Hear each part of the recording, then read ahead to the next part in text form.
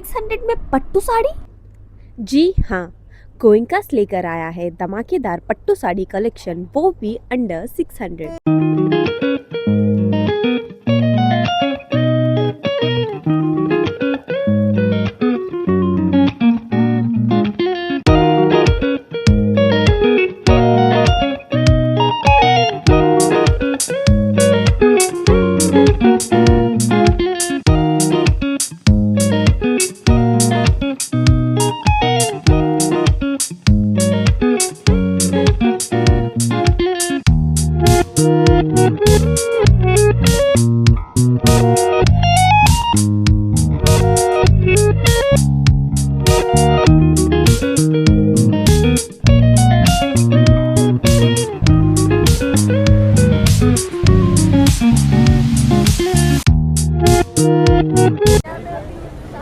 तो अभी हमारे साथ अरविंद राय शर्मा जी जुड़े हैं। आपने इनको देखा था शायद, इन्होंने जो है यहाँ के एक बार एसी सर आते हैं, एसडीएम सर, उनसे बहुत सारा सवाल करते हैं। आज हम उनसे भी बात करेंगे। पहले तो जानना चाहेंगे सर, कल एक एडमिनिस्ट्रेशन से प्रेस कॉन्फ्रेंस आया था क्योंकि यहाँ पे जैसे चल रहा है प्रोटेस्ट, उसके बाद यहाँ पे अंडमान बंद होने का एक ऐलान किया गया था, लेकिन उसके बाद तुरंत जो है डीसी मैम और एसपी की ओर से एक प्रेस कॉन्फ्रेंस आता है बहुत सारे प्रोटोकॉल के साथ। उसमें यह भी कहा गया था कि 5 लोग आप एक जगह जमा नहीं हो सकते, विदाउट परमिशन आप जो है प्रोटेस्ट नहीं कर सकते। अगर ऐसा होता है तो कड़ी एक्शन लिया जाएगा।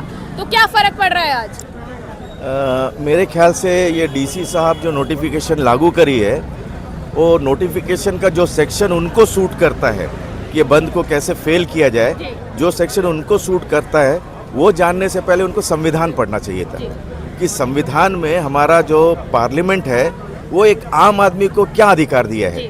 हम जो आज जो भी कर रहे हैं, हम अपना संविधान के तहत में रह करके उसका अपना कॉन्स्टिट्यूशनल जो राइट्स है उसको प्रैक्टिस कर रहे हैं। वो डिप्टी कमिश्नर हो या आपका हिंदुस्तान का प्राइम मिनिस्टर हो, वो हमको अपना कॉन्स्टिट्यूशन को एक्सरसाइज करने से नहीं रोक सकता।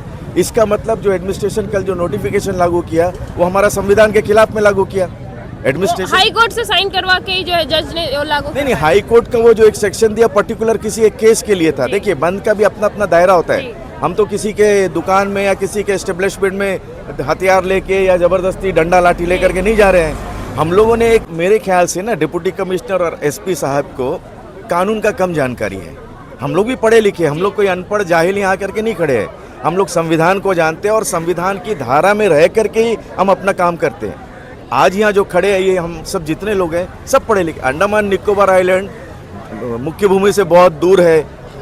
आप लोग हमारे ऊपर राज करके जो भी नोटिस निकाल करके थोप के जाओगे, ऐसे नहीं चलेगा आगे। आप अच्छा, आपका कहना है कि डीसी मैडम को जानकारी कम है कॉन्स्टिट्यूशन बिल्कुल उनको नहीं। देखिए, वो जिस तरीके से नोटिस आप उसको पढ़िए ना, हम तो अपना समय वेस्ट नहीं करना चाहते उस नोटिस में जाके, क्योंकि हमारा गोल है क्योंकि ये गोल है कि हम हमारा जो भविष्य है उस भविष्य को बचाए।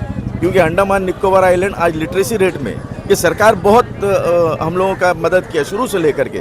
जब से देश आज़ाद हुआ, JNRM इस्टेब्लिश हुआ, तब से हमारे बच्चे ऐसे पढ़ के निकल रहे हैं। बड़े बड़े यहाँ से लोग निकले, इंजीनियर, डॉक्टर, सब यहीं से निकल के जाते हैं, कॉलेज पढ़ के जाते हैं। जैसे कि कल हमने देखा, इसके बाद बहुत सारे प्रेस कॉन्फ्रेंस आए। एक है जो इसको सपोर्ट करते हुए पूरा पार्टी एक साथ मिलकर यूनिटी बना के जो है सपोर्ट करे और कहा कि प्रोटोकॉल के हिसाब से हम जो है प्रोटेस्ट करेंगे। वही हम बीजेपी पार्टी को भी देखे हैं कि उन्होंने भी तुरंत एक प्रेस कॉन्फ्रेंस किया, जिसमें यहाँ के प्रेसिडेंट भी थे, बीजेपी पार्टी का state president Anil Tiwari ji, MP sir थे। MP सर जो कि 2 दिन पहले ही यहाँ पर आते हैं और सपोर्ट करते हैं, उनको कहते हैं कि लगातार जो है आप प्रोटेस्ट करो। वो भी जो है अभी पलट गए और जो है डीम यूनिवर्सिटी को सपोर्ट कर रहे हैं। उस पर क्या कहना है? मेरे ख्याल से किसी ने बताया, MP साहब ये स्टेटमेंट तो नहीं दिए कि डीम यूनिवर्सिटी। MP सर नहीं दिए हैं अनिल तिवारी। अनिल तिवारी का देखिए, उसके बारे में अगर बोलना चाहे तो मुझे 1000 पेज का एक बुक लिखना पड़ेगा। और मैं वो छोटा सा कल आया, पता नहीं कैसे निकल करके आया, कौन जानता है उसको अंडमान में। उसको प्रेसिडेंट बनने के बाद में लोगों को मालूम हुआ यहाँ से डिगलीपुर कैम्बल बे तक भाई बीजेपी का प्रेसिडेंट अनिल तिवारी बन गया।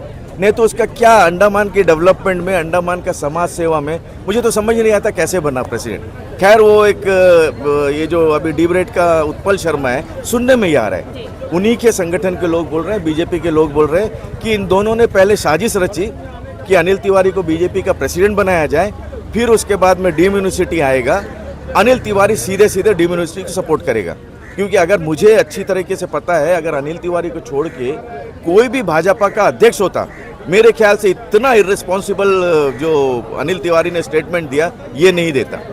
बहुत इर्रेस्पॉन्सिबल स्टेटमेंट। मैं तो अनिल तिवारी को चैलेंज करता हूँ कि आप डीम यूनिवर्सिटी के बारे में क्या जानते हैं, सेंट्रल यूनिवर्सिटी के उनका एजुकेशन क्या है मुझे पता नहीं। आप ओपन मंच में आ जाइए, मीडिया में आ जाइए, मैं आपको समझाता हूँ कि क्या है। आपको डीम यूनिवर्सिटी प्रोनाउंस नहीं करना आता, मुझे किसने बताया? मैं तो उसको सुनते ही नहीं स्टेटमेंट।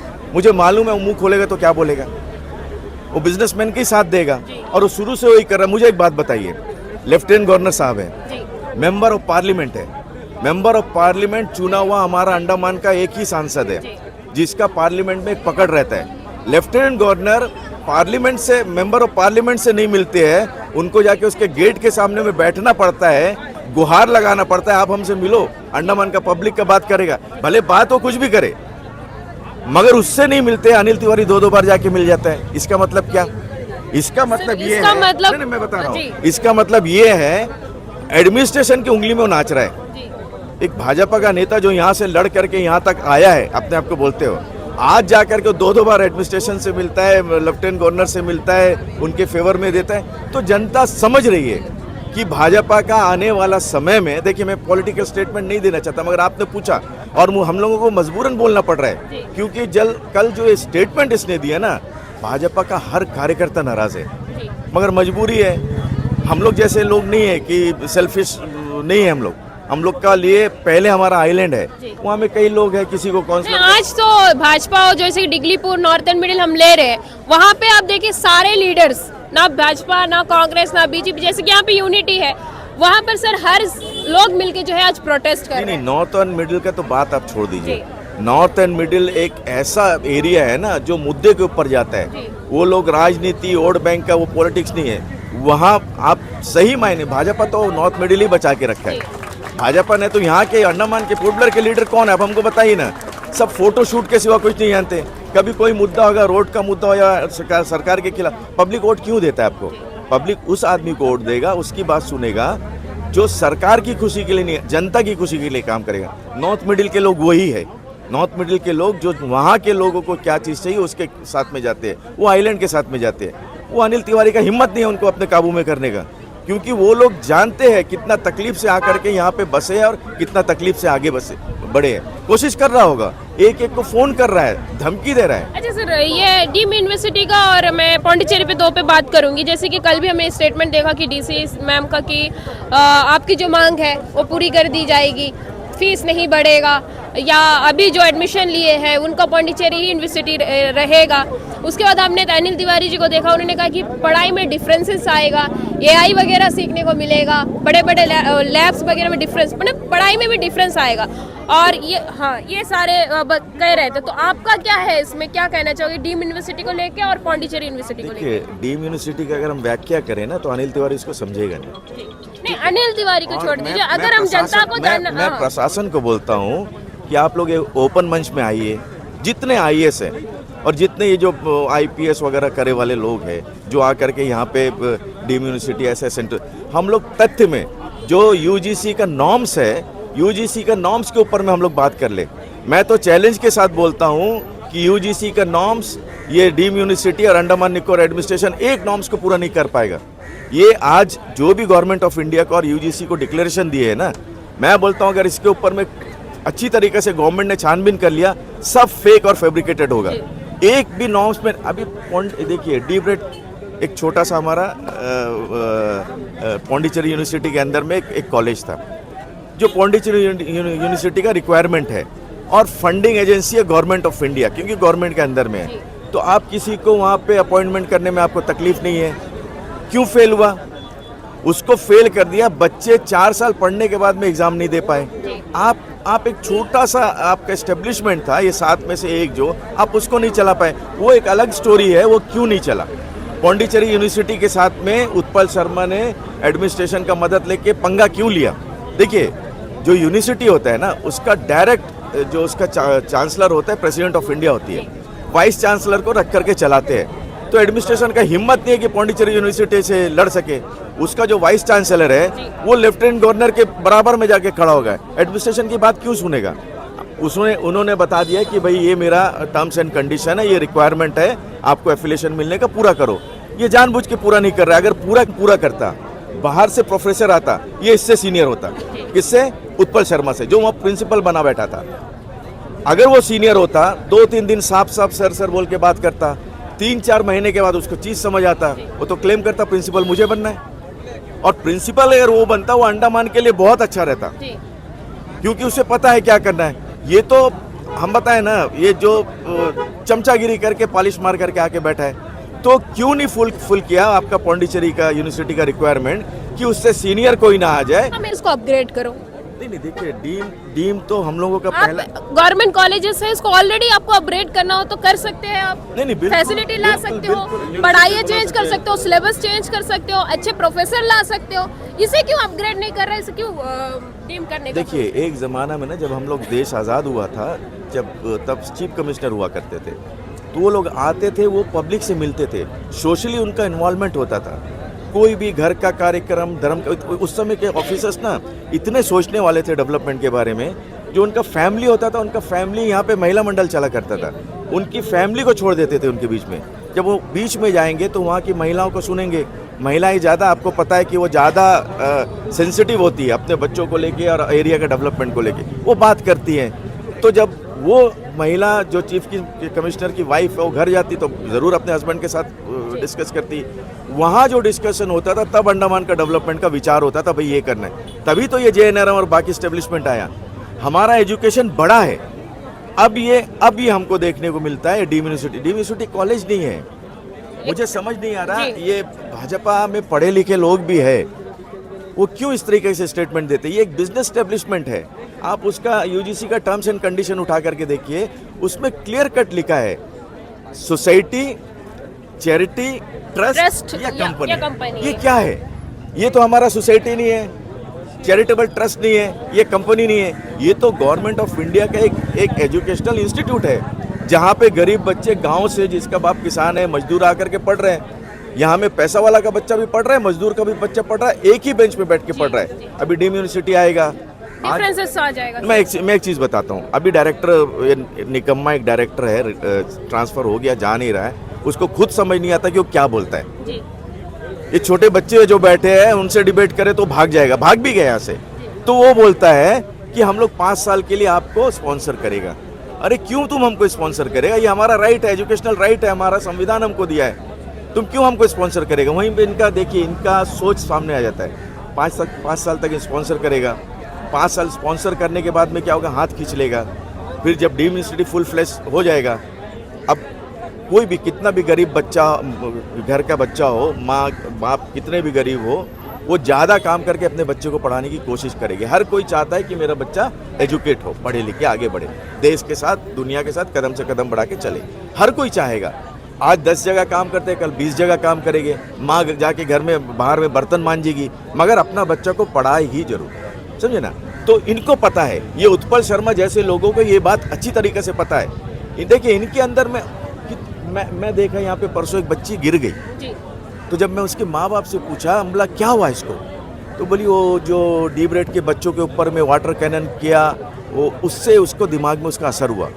तो उस समय थोड़ा पुलिस का यहाँ पे मूवमेंट हुआ, उनका रोल कॉलिंग, मेरे ख्याल से ड्यूटी बदली था, तो बच्ची रो करके गिर गई वहाँ पे। अंकल आप लोग वहाँ जाइए,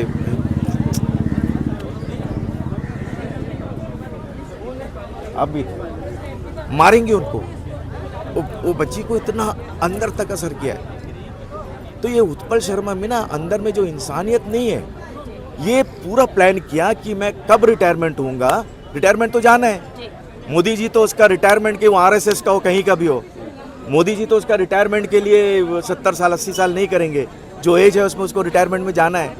तो इतना नोटोरियस आदमी है वो, पहले से प्लान किया कि हम कहाँ जाके कब कैसे बैठेगा। डीम यूनिवर्सिटी को प्लान करता है, डीम यूनिवर्सिटी को प्लान इसलिए करा, फिर उसको पौंडीचेरी को खत्म किया, ये आपका पौंडीचेरी का डी ब्रेड को उनसे लड़ाया। एक पर्सन के पास इतना कैसे, हाँ, एक पावर कैसे हो सकती है? पूरा अंडमान के जलता एक तरफ और वो एक तरफ, और वो खुलवा ले। मैं तो तमाम ऑर्गेनाइजेशन की तरफ से और उन बच्चों की तरफ से एक बात लेफ्टिनेंट गवर्नर से गुजारिश करूंगा देखिए यूनिट आपका यूनिवर्सिटी हो या डीम यूनिवर्सिटी हो, सबका करता रहता प्रेसिडेंट ऑफ इंडिया है। आप एक पियोन की नौकरी में भी अगर जाओगे, आज ज्वाइन करते हो, तो आपका सीआईडी और विजिलेंस वेरिफिकेशन होगा। अगर विजिलेंस वेरिफिकेशन में आप फेल होगे तो आपको पियोन का नौकरी नहीं मिलेगा। ये आदमी मुझे सुनने में आया है, इसके कॉलेज के लेक्चररों ने मुझे बताया। देखिए सब खिलाफ है, मगर क्या करें, सिस्टम ऐसा है, आगे आके नहीं बोल सकते। इसका रिटायरमेंट का जो क्लियरेंस है, सेटलमेंट नहीं हुआ। एक आदमी इंक्वायरी के दायरे में है, अभी पेंशन किसका रिटायरमेंट नहीं होगा, क्लियर नहीं होगा, जिसका ऊपर में करप्शन का चार्ज हो, 2 नंबर काम किया हो, कुछ ना कुछ लैप्सेस हो, मिसकंडक्ट हो, ठीक है, वो हुआ उसका। तो उस आदमी को चाहे हमारा सरकार बोलो या वाइस चांसलर बोलो, ओएसडी कैसे बना दिया इस यूनिवर्सिटी का। चलो वाइस चांसलर को मालूम नहीं था, सरकार को मालूम नहीं था, क्या लेफ्टिनेंट गवर्नर का, चीफ सेक्रेटरी का, यहाँ का विजिलेंस सेक्रेटरी का ड्यूटी नहीं बनता था कि बताए भाई ये आदमी करप्ट है, ये आदमी के ऊपर में इतना चार्जेस है, इसको इसका बेनिफिट नहीं मिला। मैं तो ये बोलता हूँ प्रशासन से हम लोग बात करेंगे पहले आप उत्पल शर्मा को ओएसडी से हटाए। उसमें काबिलियत भी नहीं है, उसमें एक ही काबिलियत है, लोगों को ऊपर में लोगों को मैनिपुलेट कैसा करें, तो उसको हटाए तो बात आगे बढ़ेगा। और डीम यूनिवर्सिटी हमारे बच्चे उसमें, जैसे मैंने बताया ना, नहीं पढ़ पाएंगे, पैसे नहीं दे पाएंगे, 5 साल तक आप लोग स्पॉन्सर करेंगे। स्पॉन्सर एजेंसी दिया, उसमें ये भी नहीं बोला कि deemed university is under Andaman Nicobar administration. ये कहीं लाइन हमको प्रशासन ला के दिखा दे, कहीं नहीं है। स्पॉन्सरिंग एजेंसी अभी आज के आज नहीं हटा सकते। 5 साल वो बोलेंगे हमको स्पॉन्सरिंग एजेंसी करना, उसके बाद कहाँ से लाएंगे स्पॉन्सर? उसके बाद स्पॉन्सर बनेंगे बच्चों के माँ बाप। आपने सुना ना कि प्राइवेट कॉलेज में डोनेशन है, अरे हम 25 लाख डोनेशन दिया, हम 50 लाख डोनेशन दिया, यहाँ में डोनेशन आएगा तो डोनेशन से बच्चे का एडमिशन होगा, एग्जाम से एडमिशन नहीं, वो तो उनके पैसों से, फीस से चलेगा। डोनेशन तो इनकी पॉकेट में जाएगा। सर अभी अगर मेरे पास पैसे हैं तो मेरे बच्चे का एडमिशन मेरे लिए इजी है ना सर, तब कंपटीशन नहीं रहेगा। तो वही तो मैं बोल रहा हूँ, कंपटीशन नहीं रहेगा तो रिजल्ट भी हम अपने तरीके से भी बना सकते हैं। सबसे बड़ा बात ये है, अभी जो एजुकेशन का रेशियो है ये धड़ाम से गिर जाएगा 5 साल के बाद में। नहीं आएंगे बच्चे पढ़ने यहाँ पे, नहीं दे पाएंगे ना, 5 लाख, 2 लाख, 2.5 लाख, 3 लाख, बिल्कुल नहीं दे पाएंगे।